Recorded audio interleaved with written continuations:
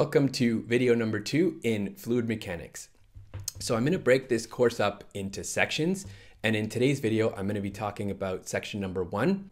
So in section 1 I'm just going to start off with some definitions and basic concepts, and the idea here is so that we can all be on the same page and we're all speaking the same language. There's a lot of terms that come up repeatedly in fluid mechanics and some really important concepts, and so what we want to do in this lecture is make sure up front here that all those terms are well defined for everybody. So we're also going to look at when the material that's taught in this course is going to be applicable. Okay, so here's a breakdown of section 1, and the white text is what we're going to cover in video number 2 here. Okay, so in section 1.1, the first thing I want to start off with is the motivation for this course. It's important, I think, for us to understand why it is that we're learning all this material. Okay, so what we want to understand is why do we need to mathematically describe fluids? So throughout this course, we're going to be putting a lot of effort into learning how to mathematically explain fluid mechanics. And so it's important for us to understand why we're doing this. Now, before there were fluid mechanics courses and we were mathematically describing fluid mechanics, civilizations were capable of building large, impressive fluid structures like this aqueduct here. So the question is exactly what are we gaining from being able to mathematically describe fluid mechanics? So the first reason here is just that the things that we're using fluid mechanics for now have become so intricate, so complicated, that we have to be able to use fluid mechanics and the mathematics to be able to design these things. And so here we're talking about things like helicopters, drones, lab on a chip system. All of these things are so complex now that we have to be able to mathematically describe it to even be able to build these things, design these things in the first place. And the second thing is we want to be able to change and optimize these things. And so we need to be able to look at the mathematics to understand how to improve designs, how to arrive at more optimal configurations when we're designing things. And so that's why we need a course like this, to be able to apply the fluid mechanics and be good designers and good engineers when it comes to fluid systems. All right, now in section 1.2 here, we're going to look at what is a fluid. What I'll be doing for a lot of this course material is annotating note slides like this. And the first thing I want to recommend for you is that you take your own notes. So I'll be writing down my notes. And I strongly recommend that you write your own notes, so you can also copy down the notes that I'm doing, but you'll get the most benefit out of this if you make your own notes based on the things that I'm saying. And the reason we do this is because a lot of times students will come to me and they'll say, you know, I'm watching all the videos, but then I sit down later and I don't remember everything. And so this is like a life hack and one way to combat this problem. And so you'll find that if when you watch these videos, if you have a pen in your hand and you're actively looking for things that are important out of what I'm saying to jot down notes on, that'll do two things. Firstly, it'll help you pay attention more. And secondly, you'll retain that information because it's like you're signaling to your brain that these things are important. So you'll find you retain them and remember them more later on. Okay, so let's talk about what is a fluid here. So one of the reasons we do section 1.2 here as one of the first sections is because we need a very precise definition of a fluid, because that's going to tell us when we can apply the material we're learning in this course. And so we need a precise definition of what exactly a fluid is with respect to this course material. So we can look at the definition here. A fluid is a substance that deforms continuously under the application of a shear, so that's a tangential stress, no matter how small the shear stress may be. And we can pull apart a few of these words. So in some other mechanical engineering classes, you'll learn about stresses, things like statics. And basically what we mean when we say stress here, stress just refers to a force acting over an area. So when we say stress, we also tend to mean force. We can think of, for the purpose of this definition, we can think of the two as interchangeable for now. So intuitively, right, we think of fluids as things like liquids and gases, but there are things that we'll intuitively think of as fluids that don't apply to this definition. So let's walk through this here. So these figures will help us visualize this. Now, in figure A here, within the blue square, we can think of that as either a piece of solid material or like a little packet of fluid. So I'll color that in here. And that's in contact with these two solid surfaces here. I'll color those in purple. So we've got one on the bottom here and one on the top. Now it can be difficult for us to visualize this fluid taking up this shape here because normally fluids here on Earth are under the force of gravity. But in A here, we're showing this is under no forces right now. So I'll show a quick video here from the International Space Station so we can get an idea in the absence of gravity how you could have a little fluid packet here that would stay in this sort of square-like shape, retain its shape.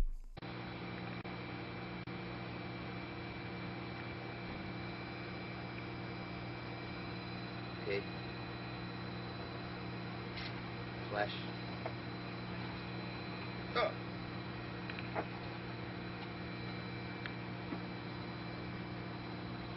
Okay, now as we look at A, B, C, and D here, we're going to think of time progressing along from A to D. And what we're going to do is we're going to apply a force here now because the definition says no matter how small the shear stress may be. So we're going to apply a force here, a very small force.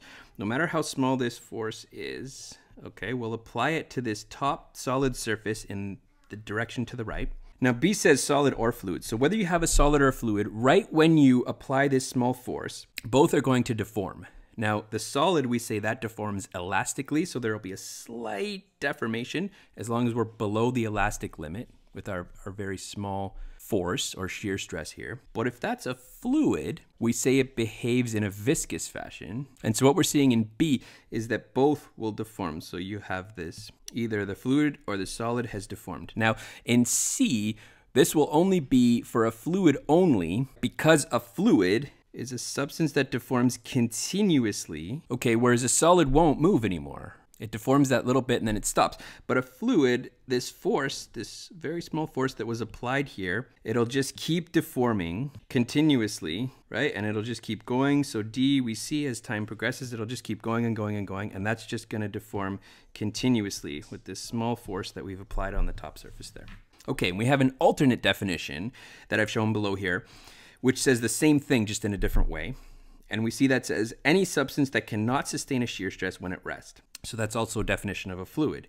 And to get a sense of what exactly that means, I'm going to show a video here. And I'm going to talk about water and ketchup. Intuitively, we might think of both of these things are fluids, but when we look at this definition, we can understand which is a fluid and which isn't. And so I think that's a really good way to see how a definition like this is applicable and for us to really understand what this definition means. And ultimately, so we know when we can apply all the stuff we're learning in this course, when we can apply it. So when we have to actually be talking about fluids that follow these definitions.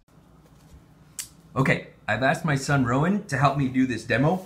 So what we're going to be looking at here is how does our definition of a fluid actually apply in real world, real life situations to actual fluids. So when we look at our definition of a fluid, we were saying it's defined as any substance that cannot sustain a shear stress when at rest. So he's got behind him a container of water and ketchup. And the question we're going to be answering here is, according to our definition and the analysis we're going to be applying in this course, is ketchup a fluid or not?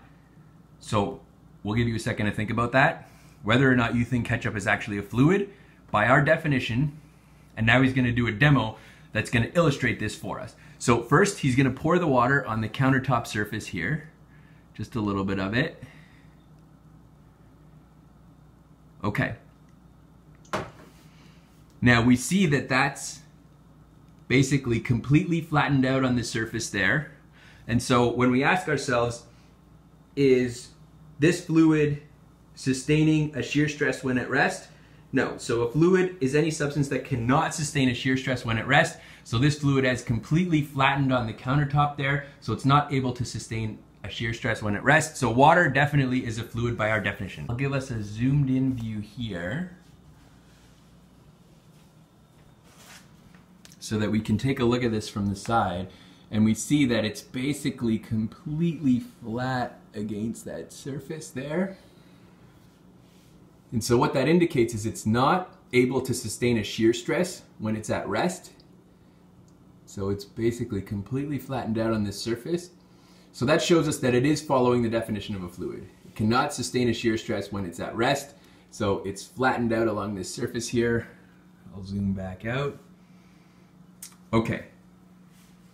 Now we're going to take a look at the ketchup. Ketchup. Is ketchup a fluid or not? Okay, so he's going to pour ketchup on this surface, and then we're going to look at its ability to sustain shear stresses or not. I will mention here Rowan loves this experiment because he's not a fan of ketchup, so he loves wasting the ketchup. Okay, that's good. All right, now we take a look at the ketchup that he's just poured there. I'm gonna zoom in, so bear with me here. Now, compared to the water flattened out completely. But when we look at the ketchup here, the ketchup made this pile. So what that's indicating is that ketchup is actually able to sustain a shear stress when it's at rest, because there's gravity pulling down on this ketchup pile right now. So I always find this a good intuitive way to think of fluids. When you want to think of, is something a fluid or not, you can think of, if you poured it on a counter and made a pile of it, would it be able to hold itself up or not? And fluids, by the definition of this course, they cannot, so they would flatten out. But this ketchup is piling up. Now, this ketchup behaves like a fluid in some situations. That's what we're going to look at later in this course when we look at these definitions a little more closely. But what we need to understand here is it doesn't correspond to our definition of a fluid. So later we'll find out it's called a yield stress fluid, but it means we have to be very cautious that we apply the mathematical analysis we learn in this course only to things that follow our definition of a fluid. Okay. Okay, now in section 1.3, we're going to be looking at the difference between a system and a control volume. And this is important. These definitions are important because there's something that we're going to be using quite a bit as we go through the material in the course. So what we say is a system is a fixed identifiable quantity of mass. So really that's just saying when we talk about a system, we're talking about the mass itself. So I've got a diagram on the left here of a piston cylinder system, and I'll draw a boundary here around the working fluid that's contained within this cylinder. And that's our system boundary, and that's denoting the mass within the piston itself. We use actually this quite a bit in subjects like thermodynamics. Okay, now conversely, when we talk about a control volume, we say a control volume is a volume in space through which fluid flows. So I've got a pipe fitting here. This is a T-fitting for a piping system, and I'm going to draw in the control volume here. And as we go through problems in this course too, learning how to draw a control volume so it gives us the most information we can out of problems, that's something we'll learn how to do in more detail. So I'll draw this one here in green. So that's our control volume there. And the dashed line is our boundary, so we refer to that dashed line as the control surface. And we'll often shortcut, we'll say control volume is CV, and we'll write control surface as CS in a lot of cases too. So when we look at the biggest difference between the two, right, is that a system is the mass itself, whereas a control volume is just a volume in space. So a control volume will have mass crossing its boundaries, right? So we could have flow in or out of any of these control surfaces here, right? Here, and here in this case. And so we can have mass crossing the boundary, but in a system, that can't be the case. Okay, now section 1.4 is called fluid as a continuum. And what we're going to be looking at here is when the descriptions and the mathematics that we're going to come up with in this course, when is it applicable? And so to do that, let's start by thinking about a fluid property like density. For example, if I say, what's the density of the air in this room at a point? What do I really mean when I say that? At a point. So if we think about zooming in really, really small, let's zoom way into this tiny little packet right here. If I zoom in far enough, what am I going to hit? Eventually, nothing. Because we know there's molecules there, right? And they're moving and colliding. And so if I zoom into a small enough space, basically I have nothing. So what does it mean when I say the density at a point? Okay, so what we're going to do now is we're going to take a zoomed in look at this point right here, and we're going to figure out what it is that we need to say about this point to ensure that we can have a proper definition of density at this point. And then, of course, what follows from that, as we'll see, is we know that our fluid mechanics relations will be applicable, right, to the air in this room, for example. I'm going to show this with a little animation here. My son Rowan actually made this for me. And we can see when we zoom in really far, we zoom in so much we can actually see the molecules. So I'm showing the molecules here moving around. Now if I take a freeze frame and I'll put a dashed circle here, that shows a little sphere, and we're gonna write down the value of the density within this little sphere here. So that will be our point in space. Okay, now I'm gonna make a plot of these different density values here. So the y-axis will be density, which is a rho symbol. And what density is it's the mass within this point divided by the volume of that point. Now I'll draw the volume as a V with a slash across it, because in fluids we use V quite a bit. So we reserve the V without the slash for velocity. So anytime I'm writing volume, I'm going to write a V with a slash through it. And that way we can distinguish velocity and volume. And the x-axis here, we're going to look at changing the size of this little sphere that I've shown with this black dashed line. So these are going to be different volumes. Okay, now in this first case, if I just take a freeze frame here and just look how many molecules are in that sphere. So for this snapshot here, there's 2 of them. So if I take the mass of those divided by the volume, let's say I get a fairly low density value, and I'll plot that right here. Okay, now my next snapshot,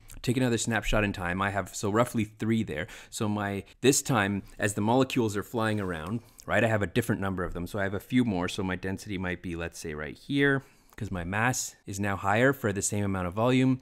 And I'll do a third snapshot here where I have now 1, 2, 3, 4, 5, 6, right? So now my mass is quite a bit higher within that same fixed volume of my point in space there. Okay, now those points corresponded to this small volume here. We could call it like V1. Now, if I go up a little bit, right, I make that sphere a little bigger, so our circle's a little bigger now. As I take different density measurements throughout time, what's going to happen is, as the molecules sort of fly in and out of this sphere, I'll still have different values. So I'm not going to show the snapshots for all of these, but we can imagine if I keep doing this, now the sphere's a little bigger, I'll end up with density values that look like this. Okay, so now V3, we get a little bit larger. And what we're trying to do here is we're trying to look at this point in space. So as this point gets bigger and bigger, the molecules zipping in and out of this little sphere, this little point, they won't change the density value as much. So as we get larger, maybe the density values look like that. We go even larger to a larger volume, V4, and they would look like this. And eventually, our sphere is going to be so big that it's actually not going to matter that the molecules are coming and leaving, because it's so big now, they'll all average out. So roughly the same amount as exit will enter. And so we reach a point where we get a consistent density value. The sphere is so big now that the molecular movement, the molecular interactions don't matter. So as we keep going larger and larger now, we just have this one consistent density value. And that, I'll draw this here along the denoting the y-axis there, right? And so that's our density value, right? And so we can see that we'll only have a consistent density value if that point in space is large enough. That's when we define a fluid as being a continuous material. That's when we can write fluid as a continuum, because when we describe the mathematics, we need to know the density at a point. So really the question here is, what do we mean by a point? And so that's the question I've written there. What is the minimum volume of our point in space so that we can talk about continuous fluid properties, such as the density at a point? Now remember, density is not, that's just an example I chose here, right? But we could also think about things like the velocity at a point in space. Like, what does that mean, right? So we look at a lot of different variables at a point in space. All these fluid properties, we have to have a big enough point in space so the molecular interaction doesn't alter our values. So the question is, how small are we talking about, right? Like, for practical engineering purposes, we probably don't need to worry about this very much. So let's just look at a small case here. So let's say our volume was about 0.001 millimeters cubed. That's about the size of a grain of sand. So I've shown a picture there with some grains of sand, right? Now within that volume, there will be on average 2.5 times 10 to the 13 molecule. And that's with air in this volume at STP, so that's standard temperature and pressure. Now, since the definition for STP can vary, I'll be specific about the conditions here. So the STP I'm using for air in this case is a temperature of 15 degrees Celsius and a pressure of 1 atmosphere, or 101.325 kPa. So we see that as long as we're talking about volumes bigger than this, we're gonna have way more than enough molecules. So 2.5 times 10 to the 13, that's way more than enough molecules that they're gonna average out to a single property value, right? So as long as we're dealing with scales larger than this, we can just treat the fluid as having these continuous property values. And like I said, almost everything we deal with in engineering is gonna be larger than this. So when does this really matter? Why are we bothering to look at this? Well, there's really 2 things that can change to make this matter. Now, you can pause here for a second and think about it for yourself. What 2 ways could this matter? Okay, so firstly, we could be at very small scales. So when you go way down, if you're looking at you're designing some nanotechnology, maybe some nanorobots, things that swim through the bloodstream. And these very, very, very small scales, the molecular changes might matter. So in those cases, maybe we might not be able to apply the mathematics we're learning in this course to describe fluid mechanics. Okay, and the other one is where we might have very few molecules. Okay, now an example of that might be the upper atmosphere of Earth. So things like where you have satellites in low Earth orbit. Now, because they're far from the Earth's surface, there are only very few molecules up there that to interact with. So even at fairly larger scales, if you look at your point in space being maybe like a meter wide, you still might have only a few molecules coming in out of that space because there's just so few molecules. So in a case like that where you had maybe satellites in low Earth orbit, you have to be careful because you might not be able to apply the fluid mechanics again because there are so few molecules, the molecular interactions may matter at that point. So that's really the two, very small scales or very few molecules. But like I said, we don't generally need to worry about that. Fluid mechanics is going to be applicable to a huge, huge wide range of things that we do in engineering. So those are only really sort of extreme fringe cases where it's not applicable. So we could make a note here, define that a little more precisely, and we could say this matters when the mean free path of the molecules is the same order of magnitude as the dimensions of the problem we're working with. Okay, I'll squeeze that in down there. Hopefully your notes are neater than mine. And what mean free path means is we define that as the amount of distance that molecules will travel before they interact with another molecule, right? And we say mean because that's the average. So that's how far a molecule will travel before it bumps into another molecule, right? And so that's generally very, very, very small, right? If the dimensions of our problem are really small, we'll just have to check how small the mean free path is. Or if we're up in space, right, and there's not that many molecules, they might go a fairly far distance before they bump into each other. So dimensions, if you're looking at a satellite, might be, these little CubeSats might be 10 centimeters, might be 20 centimeters. You just have to make sure your mean free path is at least an order of magnitude smaller than that, and then you can apply the fluid mechanics to that problem. Okay, now in section 1.5, we're going to look at a few more definitions. So now that we know that fluid properties like density can be defined at a point in space, we're going to look at fields. And what we mean here by density field is we say that density can be a function of, so in these circle brackets, we have the variables that density depends on. So density is a function of the point in space, and that's the x, y, z coordinates there. And density can also be a function of time, which is t there. Okay, so density is a quantity that depends on the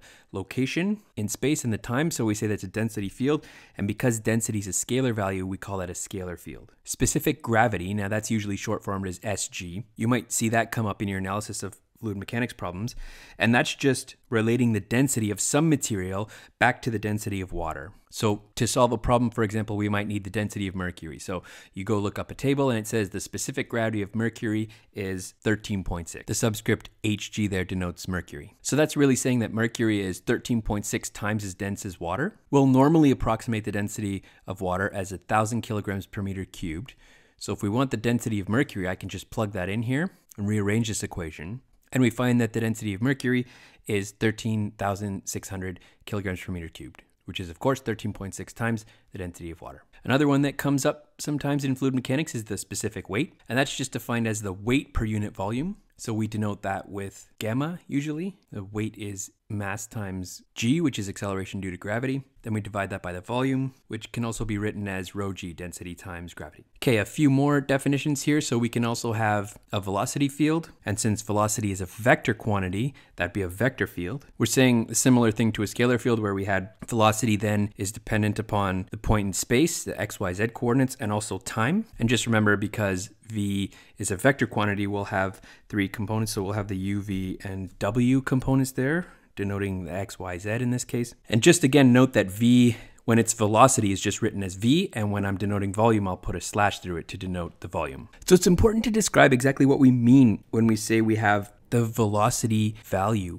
So when we write it like this, what we're saying is it's the velocity of a fluid particle that's passing through the point at x, y, z at the instant in time t. Okay, now that's referred to as the Eulerian approach for describing fluid motion, where these properties are defined relative to this point in space, or we could think of that as like a control volume. So we have the velocity of the fluid passing through this point in space. Whereas we could also have the Lagrangian approach for describing fluid motion. And in that case, what we're doing there is we're following along the fluid particles as they flow through space. And in this course, we'll mostly be using the Eulerian approach. Okay, and then finally we define steady flow here. And steady flow is really nice for us because it allows us to simplify the equations we're going to derive later on. And when we say steady flow, what we mean is just that the flow is not a function of time anymore. So the fluid properties don't change in time. So if I take a snapshot of the flow, say at one point in time, and then I want to go back and look at that, say for example, a few minutes later, the flow will be the same. It doesn't change over time. So we can write that very generally with this eta quantity. And eta there is just generally referring to any fluid property. And so we can say then the partial derivative of eta with respect to time is 0. And that, as I said, will help us tremendously with the math later on. Examples of that I've shown here for density and velocity. So steady flow for density means partial derivative of density with respect to time is 0. Or we can also write now density is only a function of the spatial coordinates. And then same thing exactly for velocity below, just in terms of a vector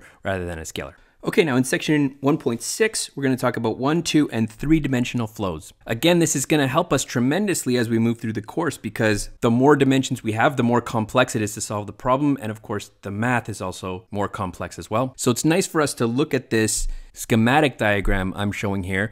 And right up front at the beginning of this course, we can get used to what we're looking at here. So what I'm showing here is a cross section of a pipe. So on the right-hand side, we see the pipe looking at the front view, and I've labeled the radius with the R, and theta then is the angle. And now with pipes, because it's cylindrical, we can save ourselves a lot of trouble by choosing cylindrical coordinates to describe this. So when we look at the cross-section view, we've got the pipe walls at the top and bottom here. And we see that at the left, the pipe is smaller and that it increases in diameter right here. It widens out. The blue is showing us the velocity profile. That's in the axial direction, the x coordinate, which is shown here. Capital R is the radius of the pipe wall. So if we look at these velocity profiles, what that's showing us when we look at that, actually you could just pause it here and see if you can figure it out for yourself for a second.